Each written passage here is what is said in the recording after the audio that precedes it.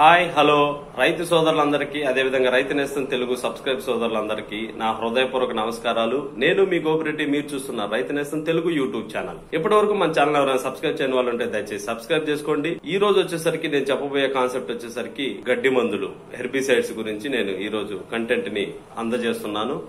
So దయచేసి ప్రతి ఒక్కళ్ళు ఈ వీడియోని చూస్తున్న వాళ్ళందరూ నా కోసం మీ అమూల్యమైన 8 నిమిషాల టయాన్ని కేటాయించి నేను అందజేస్తున్నటువంటి ఈ గడ్డి మందులకు సంబంధించిన సమాచారాన్ని ప్రతి ఒక్కళ్ళు వినియోగించుకుంటారని మనసారా కోరుకుంటున్నాను. అదేవిధంగా ఇప్పటి వరకు మన వీడియోలు లేగవడానికి కారణం ఏంటంటే year end, month end. So దీనివల్ల కంటెంట్ కు సంబంధించి వీడియోస్ అనేవి లాగని. బట్ ఖచ్చితంగా మీరు ఈ వీడియోని కూడా ఆదరిస్తారని మనసారా కోరుకుంటున్నాను. కంటెంట్ లోకి పోయే ముందుగా హెర్బిసైడ్స్ అంటే గడ్డి మందులకు సంబంధించి ఏంటంటే కాన్సెప్ట్, గడ్డి ఎన్ని రకాలు, ఎన్ని రకాల గడ్డి మీద ఎన్ని రకాల గడ్డి మందులు వాడతారు, అసలు గడ్డి మందుల వల్ల ఉపయోగం ఉందా లేదా, గడ్డి మందుల వల్ల నష్టాలు ఉన్నాయా, ఇటువంటి క్వశ్చన్ మార్కులన్నీ రైతు సోదరులు అందరిలో ఉన్నాయి. ఈ క్వశ్చన్ మార్కులు వీటికి సంబంధించి మేజర్ గా ప్రైమరీ ఇన్ఫర్మేషన్ ని మనం ఈ వీడియోలో తెలియజేయడం జరుగుతుంది. ప్రైమరీ ఇన్ఫర్మేషన్ చూసుకున్నట్లయితే మేజర్ గా గడ్డి సంబంధించి వచ్చేసరికి 3 రకాల కేటగిరీలు ఉంటాయి. అది వచ్చేసరికి బ్రాడ్ లీఫ్ వీడ్స్, దాంతో పాటు సెడ్జెస్, దాంతో పాటు గ్రాసెస్. అయితే బ్రాడ్ లీఫ్ వీడ్స్ అంటే వెడల్పాకు జాతి అని అర్థం, దాంతో పాటు గ్రాసెస్ అంటే గడ్డి జాతి అని అర్థం, అదేవిధంగా సెడ్జెస్ అంటే తుంగ జాతి అని అర్థం. ఇలా 3 రకాలు ఉంటాయి. వీటికి సంబంధించి మనం మార్కెట్ లో మందులు రావడం జరుగుతుంది, వాటికి సంబంధించి మనం వాడడం కూడా జరుగుతూ ఉంది. అయితే ఈ గడ్డి మందుల్లో చూసుకున్నట్లయితే మేజర్ గా 2 రకాల కేటగిరీ గడ్డి మందులు ఉంటాయి. అదేంటంటే సెలెక్టివ్ హెర్బిసైడ్స్, రెండోది వచ్చేసరికి non selective herbicides. Selective herbicides అంటే పర్టికులర్ గా పలానా గడ్డి మీద పనిచేసే మందా, లేదంటే వెడల్పాకు జాతి మీద పనిచేసేదా, లేదంటే తుంగ జాతి మీద పనిచేసేదా, పలానా దాని మీద పనిచేసే మందుని సెలెక్టివ్ హెర్బిసైడ్స్ అంటారు. పలానాది అని అడ్రస్ లేకుండా ప్రతి దాన్ని చంపగలిగే శక్తి ఉన్నదాన్ని నాన్ సెలెక్టివ్ హెర్బిసైడ్ అంటారు. అయితే ఈ సెలెక్టివ్, నాన్ సెలెక్టివ్ లో కూడా సబ్ కేటగిరీలు 2 ఉంటాయి. అది వచ్చేసరికి ఒకటి పోస్ట్ ఎమర్జెన్సీ, రెండోది వచ్చేసరికి ప్రీ ఎమర్జెన్సీ.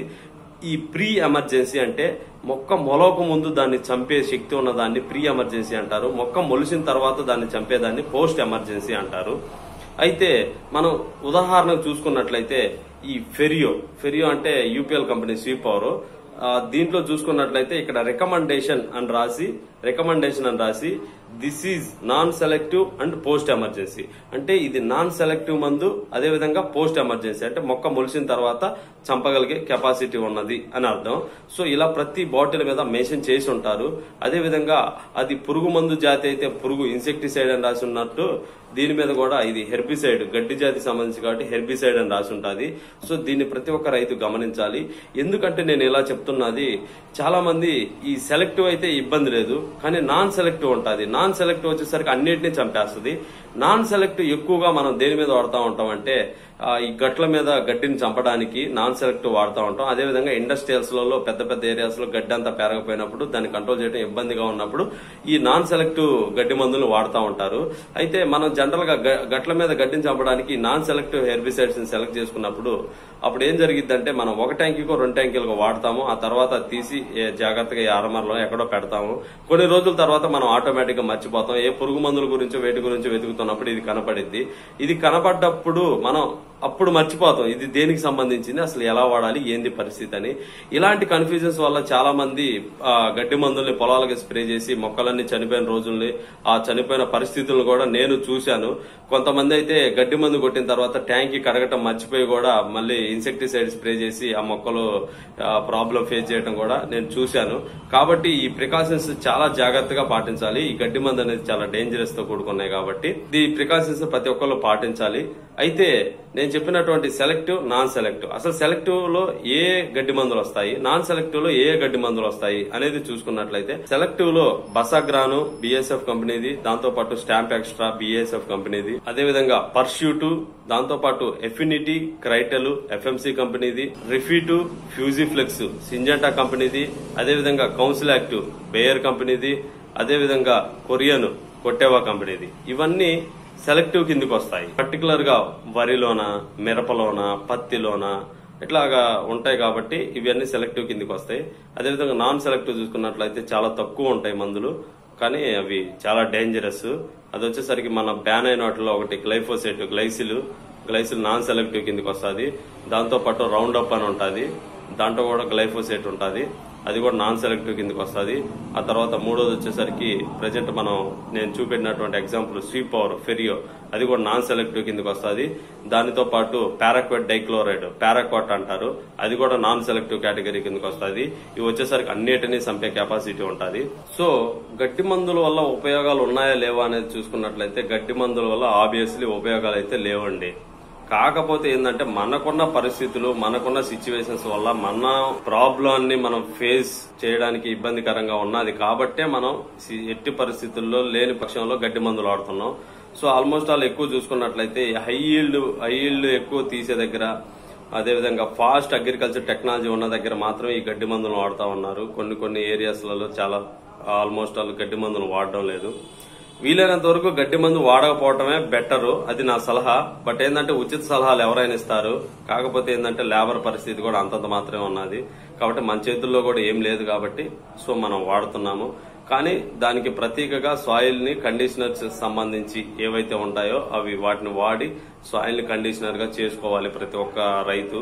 బికాజ్ ఎందుకంటే ఈ గడ్డి మందులు వాడటం వల్ల సాయిల్ కూడా గట్టితనం అనేది పెరుగుతూ ఉంటుంది, ఎక్కువ గట్టి పడతా ఉంటది. దానివల్ల సాయిల్ యొక్క పొరోసిటీ కూడా తగ్గుతూ ఉంటది. అది కూడా మన యొక్క ఈల్డ్ మీద కూడా ఇంపాక్ట్ చూపెడతా ఉంటది. బికాజ్ ఎందుకంటే కెమికల్స్ కాబట్టి, స్ట్రాంగ్ కెమికల్స్. సో ప్రతి ఒక్కళ్ళు మన బాధ్యతగా ఉండాలి. బట్ ఏంటంటే మన సిచ్యువేషన్స్ తప్పడం లేదు కాబట్టి వాడుతున్నాం. ఓకే, ఎనీహౌ ఎక్కువ మొత్తంలో కల్టివేట్ చేసే వాళ్ళకి తప్పదు ఇది. బట్ తక్కువ మొత్తంలో కల్టివేట్ చేసే వాళ్ళు ఏంటంటే కూలోళ్ళని పెట్టుకుని అడ్జస్ట్మెంట్ చేసుకుంటే ఇంకా బెటర్ గా ఉంటుంది. మనం సాయిల్ ఎక్కువ రోజులు కాపాడుకున్న వాళ్ళం అవుతాము. దానితో పాటు ఇప్పుడున్న పరిస్థితుల్లో నేను ఎక్కువ న్యూస్ కూడా వింటా ఉన్నాను, గడ్డి మందు తాగి చనిపోతున్నారని. మేజర్ గా ఏంటంటే ఈ గడ్డి మందులతో ఉన్న సమస్య ఏంటంటే ఇవి మొక్కలు చంపడంతో పాటు మనుషులను కూడా చంపేస్తాయి, దేన్నైనా చంపేస్తాయి బికాజ్ ఎందుకంటే జనరల్ గా ఇన్సెక్టిసైడ్ చూసుకున్నట్లయితే green colour symbol, red colour, blue colour, yellow colour ఇలా సింబల్స్ ఉంటాయి. జనాలకు ఎఫెక్ట్ కలగకూడదని ఆల్మోస్ట్ ఆల్ ఇప్పుడు వచ్చే అన్ని ఇన్సెక్టిసైడ్స్ ని గ్రీన్ కలర్ లో తేటానికి ట్రై చేస్తా ఉన్నారు, తెస్తున్నారు కూడా. లైక్ ఎగ్జాంపుల్ బెనివియా కావచ్చు, కొరాజిన్ కావచ్చు, ఇవన్నీ గ్రీన్ కలర్ సింబల్స్.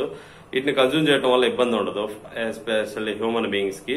బట్ ఏంటంటే ఈ గడ్డి మందులో చూసుకున్నట్లయితే గ్రీన్ కలర్ సింబల్స్ అనేవి ఎటు పరిస్థితుల్లో మాక్సిమం ఉండవు. ఉంటే ఆల్మోస్ట్ ఆల్ బ్లూ కలర్ గానీ, లేదంటే ఎల్లో కలర్ గానీ, రెడ్ కలర్ గానీ ఇటువంటి సింబల్స్ ఉంటాయి. వీటి వల్ల ఏంటంటే మానవుడి యొక్క హెల్త్ కి చాలా ప్రమాదకరం ఇవి. వీటిని కన్జ్యూమ్ చేయడం వల్ల అందుకే ఎక్కువ మంది చనిపోతా ఉంటారు. సో దయచేసి అలాంటి ఎవరు ఆలోచన చేయొద్దు దయచేసి. దాంతోపాటు గడ్డి మందులు వాడిన తర్వాత వాటిని పిల్లలకి దూరంగా ఉంచడం మన బాధ్యత కాబట్టి దయచేసి అందరూ దూరంగా ఉంచండి గడ్డి మందుల్ని. అదేవిధంగా ఒక చిన్న కొటేషన్ ఏంటంటే, జనరల్ గా మనకి జీవితం అనేది శాశ్వతం కాదు, అదే శాశ్వతం కానప్పుడు అందులో వచ్చే కష్టాలు అనేవి శాశ్వతం అని మనం ఎలా అనుకుంటాం. సో ప్రతి ఒక్కళ్ళు సంతోషంగా ఉండడానికి దయచేసి ట్రై చేయండి. అందరూ బాగుండాలి, అందులో నేను ఉండాలి అని కోరుకునే వాళ్ళలో నేను ఒకరిని. సో ఇప్పటి వరకు నేను చెప్పిన కంటెంట్ ఏదైతే ఉందో అది మీ అందరికీ నచ్చినట్లయితే ముందుగా లైక్ చేయండి. దాంతోపాటు ఈ కంటెంట్ ని తోటి రైతు సోదరులందరికీ షేర్ చేయండి. అదేవిధంగా గడ్డి మందులకు సంబంధించి ఎటువంటి ఇన్ఫర్మేషన్ కావాలన్నా కింద కామెంట్ రూపంలో తెలియజేయండి. దానితో పాటు త్వరలోనే గడ్డి మందుకు సంబంధించి కొత్త టెక్నాలజీతో తయారైన మందులను కూడా ఇంట్రొడ్యూస్ చేయడానికి వీడియోస్ రిలీజ్ చేస్తాం. Thank you so much.